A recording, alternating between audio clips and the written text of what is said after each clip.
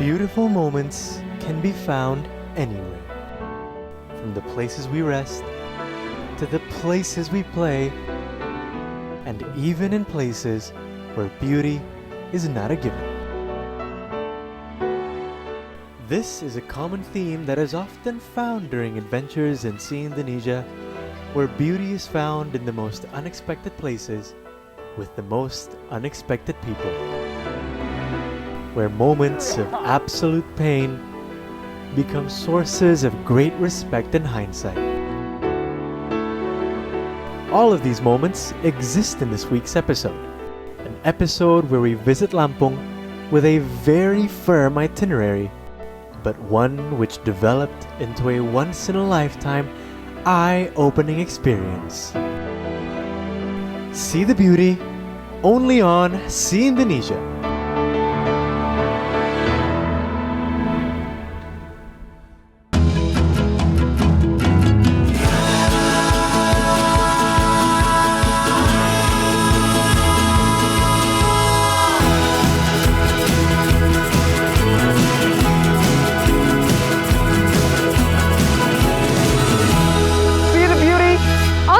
See Indonesia.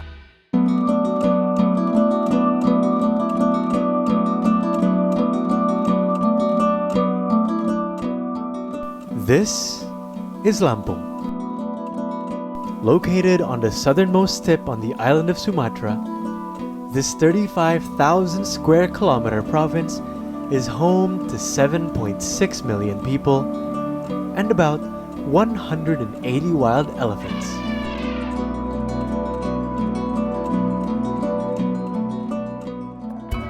In its history, the region has seen itself changing hands multiple times.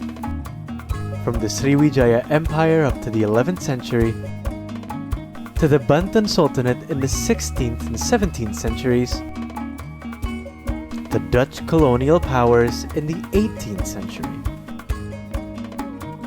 All of these powers sought the exact same things: resources and commodities from its fertile grounds and fertile seas.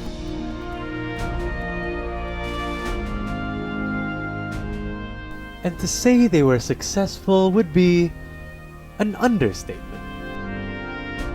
They were so successful, in fact, that in the 1930s, the region was responsible for 30% of the world's pepper production.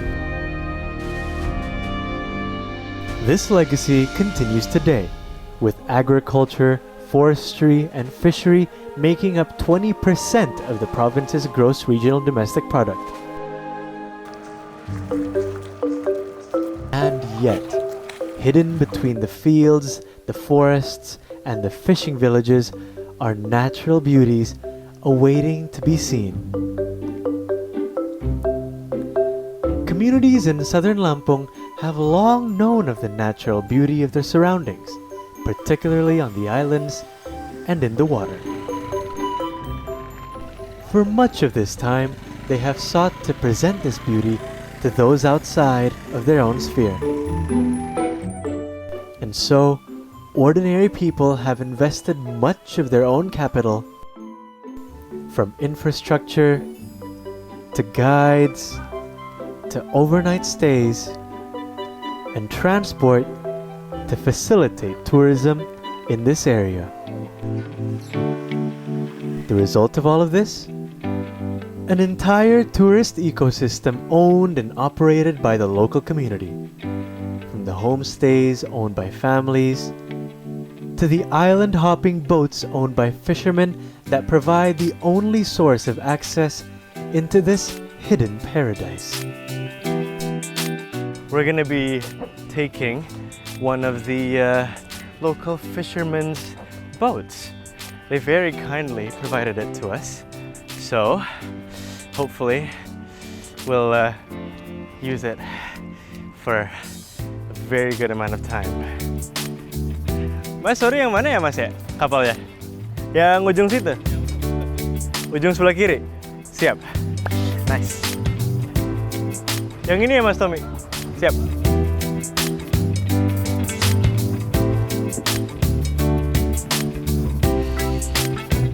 quite used to being on a boat at this point. Okay. Hope my sea legs are still good. So, we embarked on a 2-day journey to see exactly what it is that the locals were so keen to show the world. What we found was nothing short of spectacular.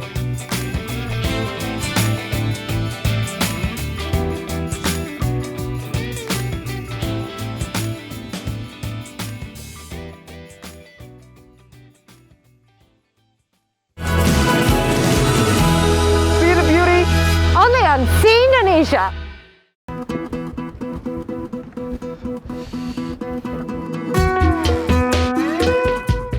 As we began our journey to see the beauty of southern Lampung with our very own eyes, we embarked on a boat trip into Ratai Bay.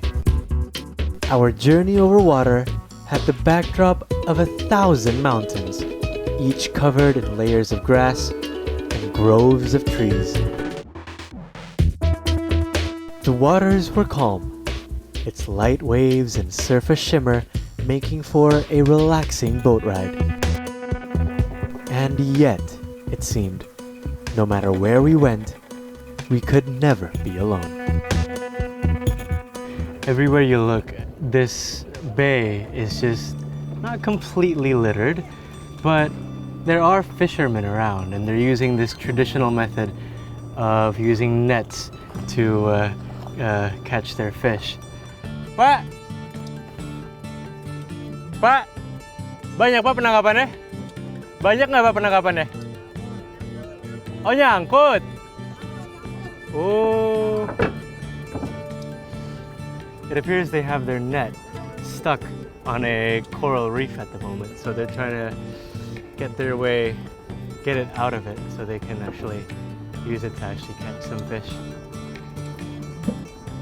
Absolutely fascinating to see it right in front of my eyes. This fishing boat was one of many which we saw in the Ratai Bay. It painted a picture of the area's still alive fishing industry, in which members of the local community continued to be a part of to this very day.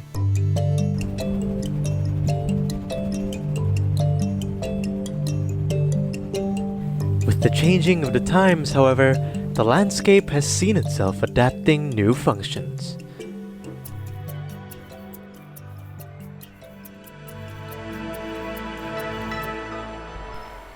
This is Pahawang, the playground of Ratai Bay. It is an island covered in forest, save for the shores, complete with paved roads, beach houses, and palm plantations. The coast around the island is an intimidating sight to behold, with a 3-meter deep coral reef going as far as 100 meters offshore, and nothing but the dark blue abyss anywhere after.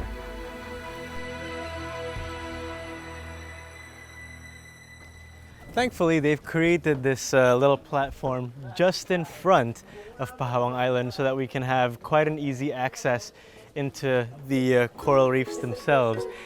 It is quite a windy day today, although the wind has somewhat died down. So I'm a little bit worried about jumping into the water, but hopefully everything will be okay. All that's need to be done is to get a change of clothes. Right, here we go.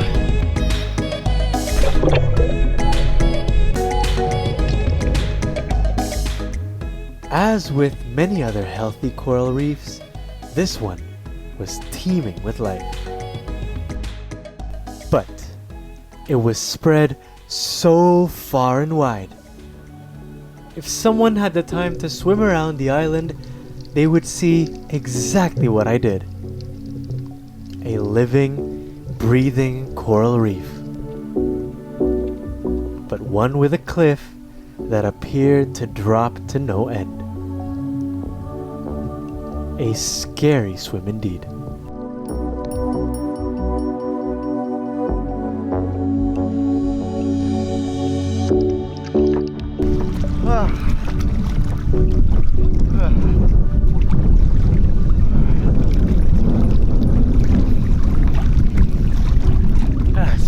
beautiful down there. With the sea so blue just below. It's an absolutely beautiful scenery. Oh dear.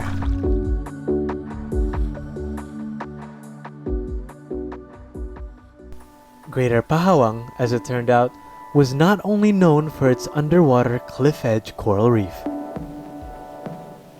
On the southeastern end of the island lies a small community, and it was here that we took a short break by the beach.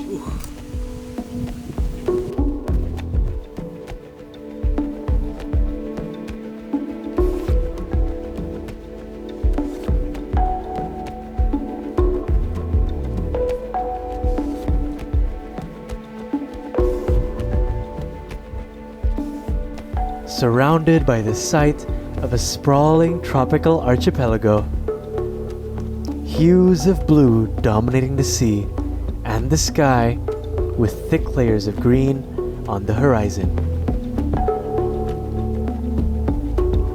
It was a relaxing place to be.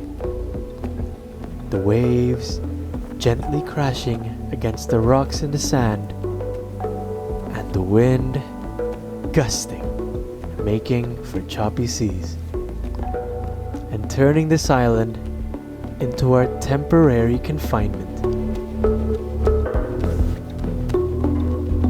Eventually, the wind died down, and we made way to Greater Calagian. As it turned out, however, we were not alone. Boatloads of students, numbering in the hundreds, arrived at Greater Calagian, having embarked on a journey across the islands of their own. It was a wonderful sight. Wonderful because of the joy in everyone's faces, having had the opportunity to hop across islands with their closest friends. And wonderful because this beautiful archipelago is slowly earning the recognition it deserves. One that I hope these kids can pass down over generations to come, for people to see this place for what it truly is: an alluring tropical paradise.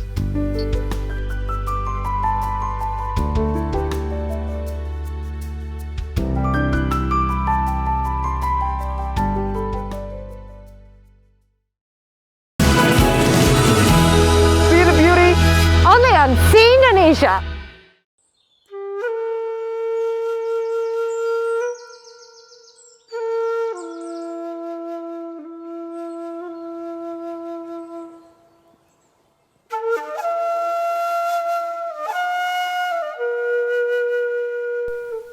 The hidden paradise of southern Lampung is much too large to be explored in a single day.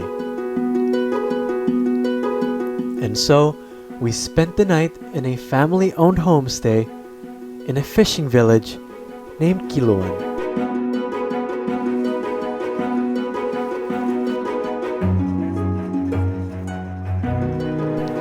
In the morning, we were awoken by the sounds of fishing boats, its captains praying for their catch of the day. We had stayed in a house owned by the local community, a simple wooden bungalow overlooking the waters of Kiluan Bay. Good morning. It is now 6 o'clock, and I had a pretty good sleep. The bed and pillows were surprisingly comfortable, actually. Not a bad view to begin your day, huh? Right.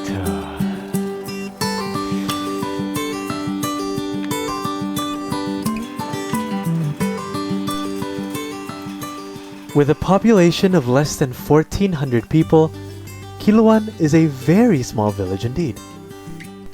And with not much of a heavy industry nearby, the livelihood of the community relies on fishing to survive. The community, of course, acknowledges this to be putting all of their eggs in a single basket.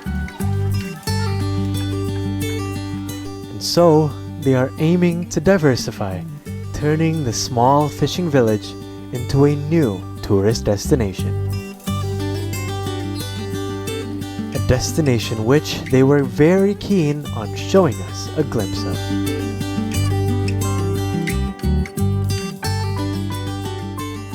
We have these two boats coming out to pick us up because today we're going out to sea again.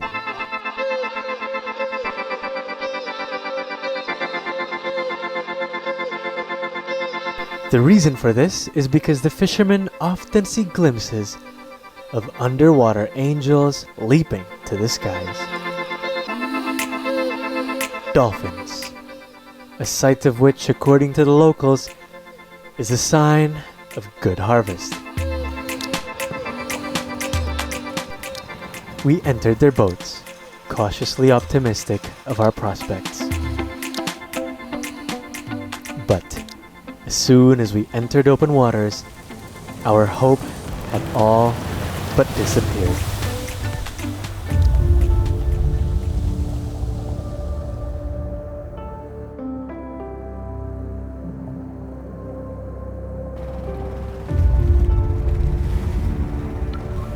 The ocean was relentless, and so tall were the waves that often we would even lose sight of our second boat.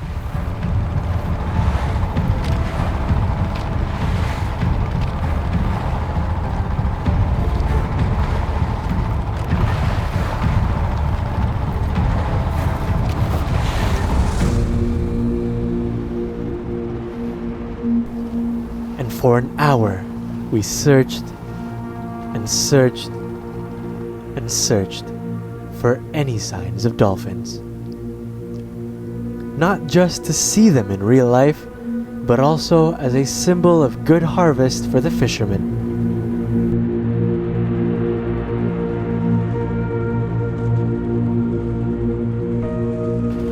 I've never experienced being on an open sea, in an open sea, in a really tiny boat before.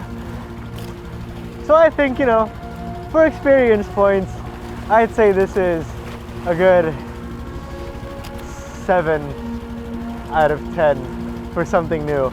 But I do feel really ill.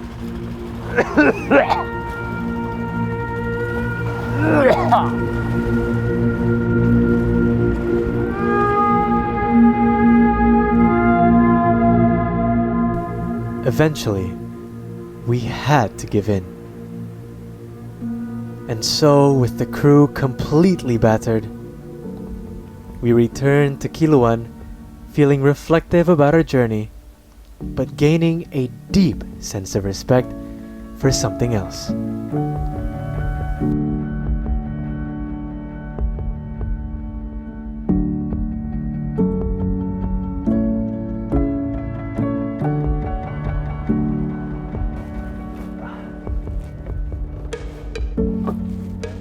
Kasih ya, Pak.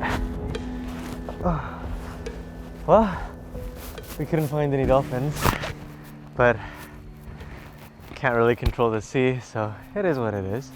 I have to say though, I do feel a newfound respect for the fishermen, the people who have to go into the ocean every day to catch fish and all the things that they need to do for their livelihood, because it is tough.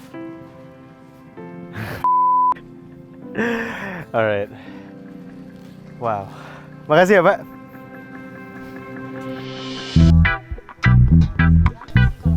Having returned to our bungalow, we found a pleasant surprise. The locals were cooking their very own special fried rice on the decks. Their specialty? The catch of the day. This was not an occasion that I wanted to miss, and so I jumped in. I cooked with a woman named Mrs. Etty, whose father first came here decades before, and who became the founder of this fishing village. Kemirinya apa tuh? 7 ya? Ada 7, Bu. 7 cabai. Cabenya dimasukin ke sini langsung atau? Sini dulu. Oh, sini dulu ya? Oh, langsung dimasukin situ ya, Pak. Mrs. Etty was very patient with me, something which I greatly appreciated because I knew I was far from perfect. Biar ada seninya Mas ya. Kenapa? Biar ada seninya, gilingnya duduk. Betul. Clearly, she could tell I was struggling, so she helped where she could. Uleknya. Jadi kayak gini gitu. Iya. Gayanya miring-miring. Biasa kan itu yang I was feeling rather optimistic about this special seasoning, and thankfully, Mrs. Etty felt the same. Ini hasil ulekannya berapa, Bu? Nilainya, Bu? Kalau gini, Bu. ini 80 lah.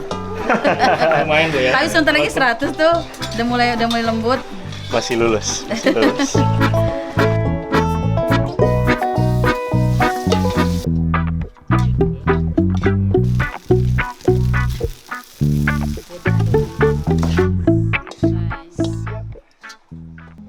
And eventually, our food was ready, and we ate on the deck facing a beautiful mountain view. The food was absolutely splendid, just the right amount of spice, and savory as well. But what I found most rewarding was the experience of cooking.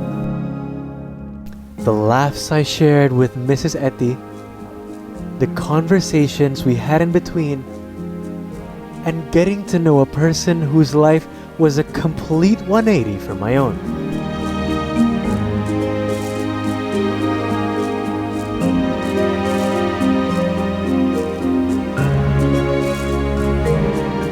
And this trip, with everything that I experienced, has been one of my favorites in Indonesia. From seeing the dreamlike views of the Ratai Bay and its islands, to experiencing the ferocious seas of Kiluan,